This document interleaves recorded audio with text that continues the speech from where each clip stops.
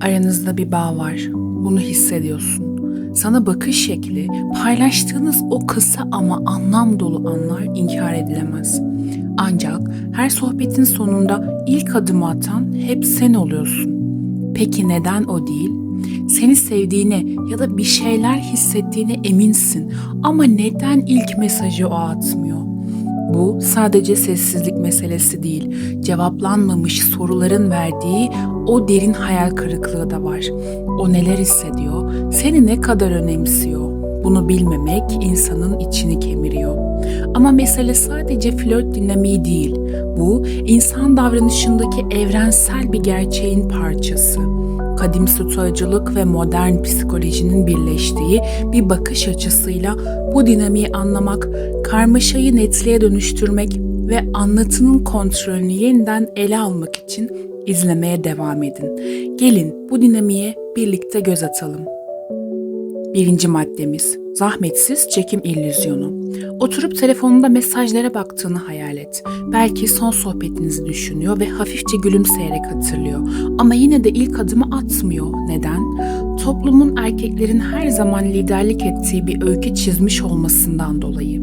Kadınların birçoğu ilk adımı atan taraf olmanın değerlerini azalttığı ya da çok istekli görünmelerine yol açtığını düşünmeye şartlandırılmış durumda. Örnek olarak Mina'yı ele alalım. Haftalardır Tarık'a aşık. Tarık'ın kendinden emin ve karizmatik duruşunu seviyor. Ancak her defasında ona mesaj atmayı düşünürken şu korkular devreye giriyor. Ya beni çaresiz sanırsa? Ya benim kadar ilgilenmiyorsa? Bu düşünceler onu sessizliğe mahkum ediyor. Stoacılık burada devreye giriyor. Kontrol edemeyeceğin bir şeyi, yani onun mesaj atma tereddütünü düşünmek yerine kontrol edebileceğin şeylere odaklan. Sessizliğinin seni fazla telafi etmeye ya da kendinden şüphe etmeye zorlamasına izin verme. Çoğu erkek şu tuzağa düşer. Amansız bir çaba gerçek aşkı kanıtlar. Ancak birini yorulma noktasına kadar takip etmek değerinizi artırmaz, aksine azaltır. Bir kadını bir sarkaç gibi düşünün. Çok zorlarsan, sürekli mesajlar ve ilgilerle bunaltırsan senden uzaklaşabilir. Ancak geri çekilir ve ona alan tanırsan doğal olarak sana doğru yönelir. Sessizliğin akıllıca kullanıldığında senin duygusal olgunluğun ve özgüvenin hakkında çok şey anlatabilir. Eğer seni seviyor ya da önemsiyorsa seninle yarı yolda buluşmanın bir yolunu mutlaka bulacaktır. Ama sabrın yoksa ya da değerinden şüphe ediyorsan bunu görmezden gelmesi daha olasıdır. Sabırlı, kendine saygı duyan ve ama doğru hissettiğinde harekete geçecek kadar cesur bir adam olmalısın. İkinci maddemiz, reddedilme korkusu. Birçok erkek kadınların reddedilme korkusuna sahip olmadığını varsayar. Gerçekte ise kadınlar bu konuda erkeklerden bile daha hassas olabilir. Toplum kadınların tırnak içinde kovalanan taraf olması gerektiği mesajını verir. Bu, bir kadının sizi sevse bile ilk adımı atmaktan kaçınmasına neden olabilir. Sessizliği kayıtsızlık gibi görünse de aslında içsel bir savaşın yansıması olabilir. Burada da yine dengeli bir yaklaşım gerekli. Her zaman ilk mesajı atan taraf olmak istemezsiniz. Bu, ilişkiyi tek taraflı hissettirebilir. Ancak ilgisiz bir izlenim de yaratmak istemezsiniz. Bu durumda doğru hissettiğiniz anda inisiyatif alın. Ancak onun sessizliğinin sizin öz saygınıza zarar vermesine izin vermeyin. Örneğin daha önce mesaj attıysanız ve cevap almadıysanız üst üste mesaj atma dürtüsünü kontrol edin. Ona alan tanıyın. Üçüncü maddemiz, yanlış anlaşılan sinyaller. Kadınlar tıpkı erkekler gibi duygusal netlik ister. Ancak karışık mesajlar verdiğinizde ya da eylemleriniz belirsizlik yarattığında kendilerini sorgulamaya başlayabilirler. Bana gülümseyip konuştu ama takip etmedi. Bu ne anlama geliyor? Ya da harika vakit geçirdik ama şu an mesafeli davranıyor. Acaba onunla zamanımı mı harcıyorum? Net sinyaller eksik olduğunda Bu tereddütü doğuran şey sizin eylemleriniz olabilir. Dolayısıyla stoacılık bu noktada oyunun kurallarını değiştirir. Marcus Aurelius, iyi bir insanın nasıl davranması gerektiğini tartışmak için daha fazla vakit kaybetmeyin. Bunun yerine kendinizi geliştirin der. Kendinizden emin ve gelişim odaklı olun. Kadınlar sizi gelişmiş, tutkulu ve kendine güvenen biri olarak gördüklerinde size doğrudan bağlanır. Bu yüzeysel çekimin ötesine geçer. Sakin bir özgüven yaydığınızda korkularını yenmeleri için bir alan yaratmış olursunuz. Ve eğer bağlanmazlarsa, kendinizden şüphe etmek yerine değerinizin başkalarının eylemlerine bağlı olmadığını bilerek yola devam etmelisiniz. Marcus Aurelius bir keresinde şöyle demişti: "Eğer doğru değilse yapma, eğer doğru değilse söyleme." Bu söz sadece stoacı bir ilke olmanın ötesine geçerek yaşamımızda netlik ve doğruluğun önemini vurgular. Hele ki bir erkek olarak güven ve sağlam bir bağ kurmak istiyorsanız netlik sizin temel taşınız olmalıdır. Oyunlar oynamak ya da karmaşık sinyaller göndermek yerine niyetlerinizi açık ve kendinden emin bir şekilde ifade etmek size kazandırır.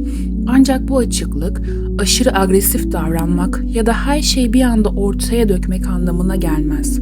Burada mesele kadının sizin ne hissettiğinizi ya da ne düşündüğünüzü tahmin etmek zorunda kalmamasıdır. Örneğin bir kadınla tanıştınız, konuşmanız gayet keyifli geçti. Onu tekrar görmek istediğinizi ima etmek yerine "Seninle konuşmaktan gerçekten keyif aldım. Bu hafta sonu birlikte bir kahve içmeye ne dersin?" gibi bir öneriyle doğrudan olun. Bu tür bir açık sözlü yaklaşım yalnızca kendinize güveninizi göstermekle kalmaz. Aynı zamanda sizi belirsiz ipuçlarına dayanan ve karışık mesajlar veren birçok erkekten farklı bir noktaya taşır. Bazı erkekler reddedilmekten korktukları ya da net olmanın onları savunmasız göstereceğini düşündükleri için bu tarz bir açıklıktan kaçınırlar. Ancak işin aslı su. Niyetlerin konusunda net olmak sizi zayıf değil, aksine güçlü kılar. Kadınlar ne istediğini bilen ve bunu ifade etmekten çekinmeyen erkeklere hayranlık duyarlar. Stoacılık bizlere sabırla eylemi dengelemeyi öğütler. Netlik ise bu dengeyi sağlamanın vazgeçilmez bir parçasıdır. Elbette karşınızdaki kişinin sizinle aynı hislerde olup olmadığından emin olmadığı ya da zamana ihtiyacı olduğu durumlarda fazla baskı yapmamak da aynı derecede önemlidir. İlginizi belli ettiyseniz ve karşılık alamıyorsanız onu mesajlarla bunaltmayın.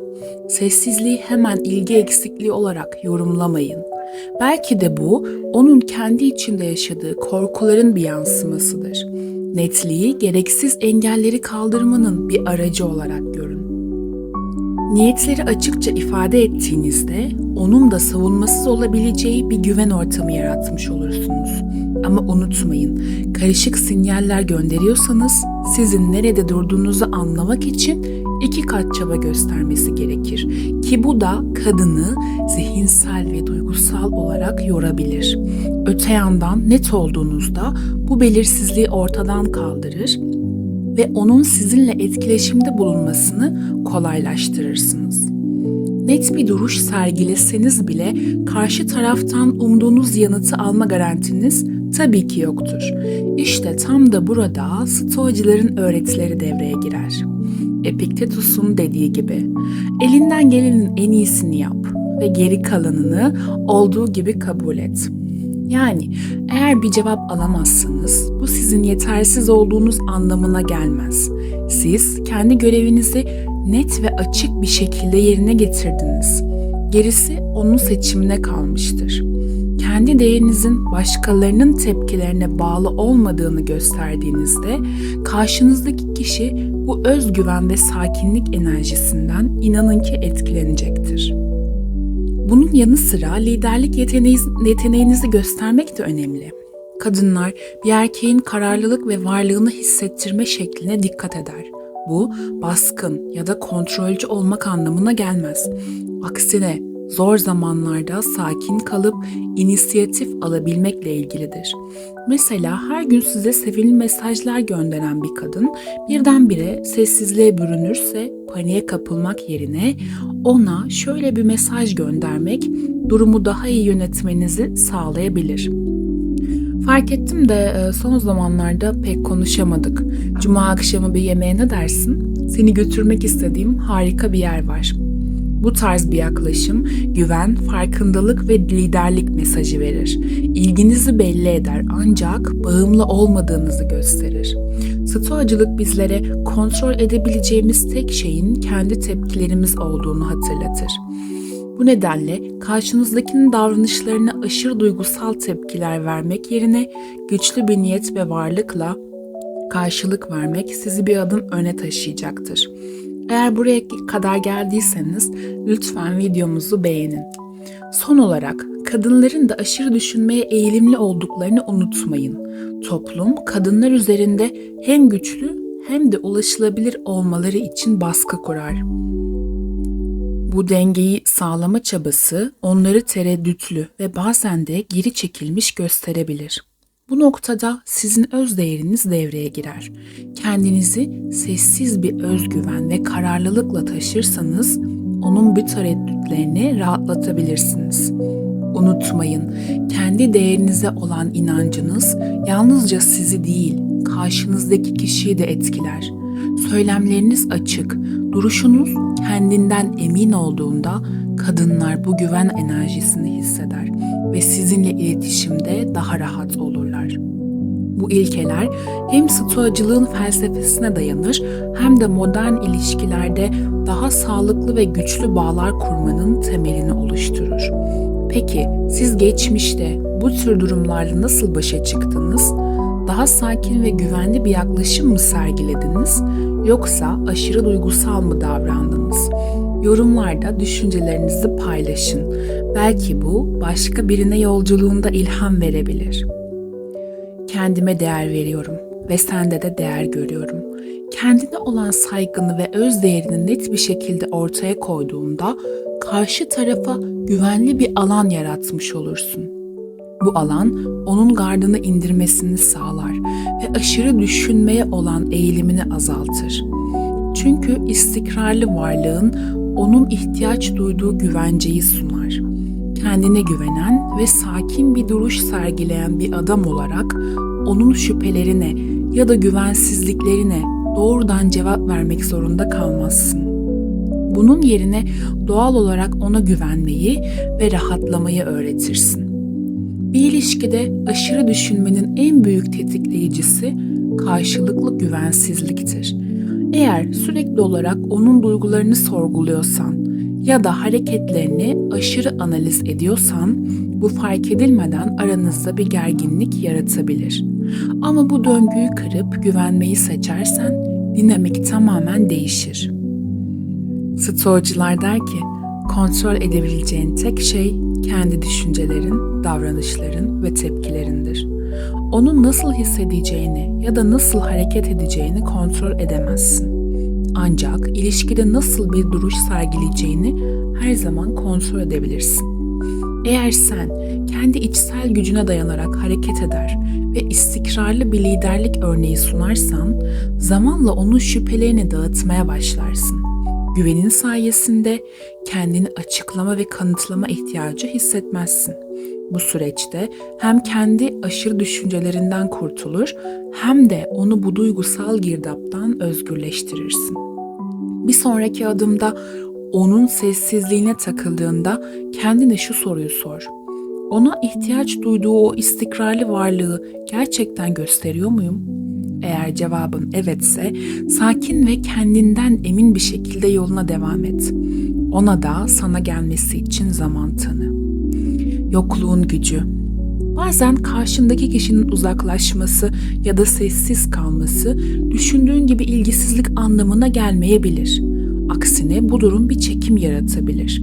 Onun alanına saygı gösterdiğinde seni özlemesine ve sana doğru bir adım atmasına fırsat tanırsın. Bir örnek düşünelim. Sen ve bir kadın birkaç harika buluşma yaşadınız. Her şey çok yolunda gidiyor gibi görünürken bir anda o mesaj atmayı bırakıyor. Bu durumda birçok erkek panik yapar veya sürekli mesaj atarak kendini garantiye almaya çalışır ya da tamamen geri çekilir. Her iki durum da güvensizliği ve kararsızlığı işaret eder. Halbuki sakin bir özgüvenle durabilen adam çekiciliğini artırır. Marcus Aurelius'un da dediği gibi, zihnin üzerinde gücün var, olaylar üzerinde değil. Bunu fark et, güç bulacaksın. Bu, duygularını kontrol altına almayı ve bilinçli bir şekilde hareket etmeyi ifade eder. Onun sessizliği her zaman seninle ilgili değil. Bu sessizlik, kendi içsel şüphelerinden ya da seni test etme isteğinden kaynaklanabilir. Sessizliğine sakin ve kendinden emin bir şekilde karşılık verdiğinde senin doğrudan muhtaç olmadığını ve kendi değerinin farkında olduğunu fark eder. Ona alan tanıyarak düşünmesi ve seni özlemesi için fırsat yaratmış olursun. Bu durumda aceleci ya da baskıcı davranmak yerine durumu kendi içinde değerlendirip sabırlı bir şekilde ilerlemek daha sağlıklı olacaktır. Peki ya sessizliğin altında yatan mesaj nedir? Onun sessizliğine aşırı anlam yüklemek yerine bu süreyi kendini geliştirmek ve güçlendirmek için kullan. Bu süreçte sakinliğini korumayı öğrenmek bir erkek olarak çekiciliğini artırır. Unutma, kadınlar duygusal istikrar gösteren erkeklere ilgi duyarlar. Bir dahaki sefere onun sessizliğiyle karşılaştığında paniklemek yerine derin bir nefes al. Kendine şunu hatırlat.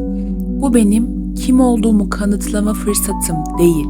Bu, onun alanına saygı duyarak gerçek bir güven sergileme anım. Sakinliğin ve istikrarın tüm kelimelerden daha güçlü bir mesaj verecektir ona. Sonunda birini kendinize çekmenizi sağlayacak şey, onu aramanız ya da üzerine düşmeniz değil, kararlı, sağlam ve güvenilir bir duruş sergileyebilme yeteneğiniz. Yokluğun gücünü ele aldığımızda bu kavram üzerine düşünmek için bir an durun. Hayatınızda buna benzer bir dinamik yaşadınız mı? O an nasıl tepki verdiniz ve bundan neler öğrendiniz? Düşüncelerinizi yorumlarda paylaşabilir veya sadece sakinlik kaostan daha değerlidir yazabilirsiniz. İçgörüleriniz başkalarının da kendi içsel dinginliklerini bulmaya teşvik edebilir. Diğer maddemiz, kadınlar için duygusal güvenliği önceliklendirin. Duygusal güvenlik anlamlı bir ilişkinin temel taşıdır.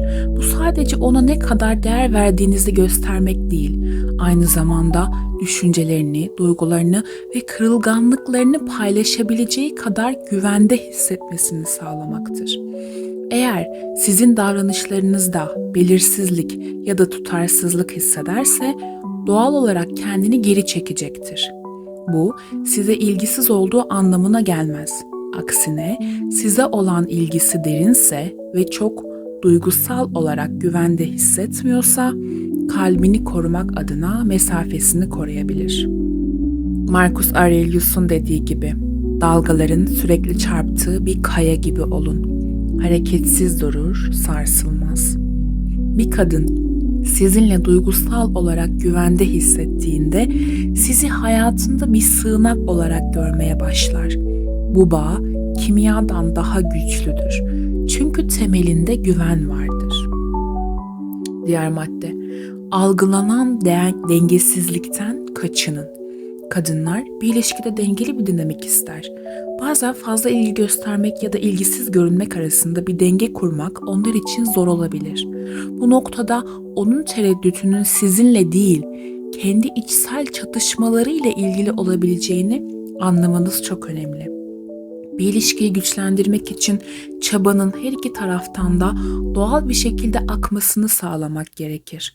Bu, kimin önce mesaj atacağını ya da kimin daha çok ilgi göstereceğini düşünerek vakit kaybetmek yerine karşılıklı saygı ve anlayışla hareket etmektir. Eğer siz onun sessizliğine takılmak yerine samimi ve açık bir adım atarsanız, bu genellikle onun rahatlamasına ve bağa daha çok güvenmesine neden olur. Son maddemiz zamanlamanın önemi. Zamanlama ilişkilerde her şeydir. Kadınlar bazen doğru anı beklerken fazla düşünmekten dolayı harekete geçmekte zorlanabilirler. Bu sizinle ilgili olmasa da sizin değerinizle ilgili yanlış anlamalara yol açabilir. Bu durumda stoacı bir yaklaşım benimseyin. Kontrolünüzde olan şeylere odaklanın ve bağlantının doğal bir şekilde gelişmesine izin verin. Eğer doğru anı hissettiğinizde net ve kararlı bir şekilde harekete geçerseniz onun tereddütlerini giderebilir ve daha derin bir bağ oluşturabilirsiniz. Marcus Aurelius'un dediği gibi, kontrolünüzde olan şeyleri en iyi şekilde yönetin. Gerisini olduğu gibi kabul edin. İlişkiler karmaşık görünebilir, ancak güven, tutarlılık ve karşılıklı saygı üzerine kurulu bir bağ en sağlam olanıdır. Kadınlar onlara istikrar ve duygusal güvenlik sunan bir partnere çekilir. Bu yüzden liderlik ederken net, sabırlı ve dengeli olun.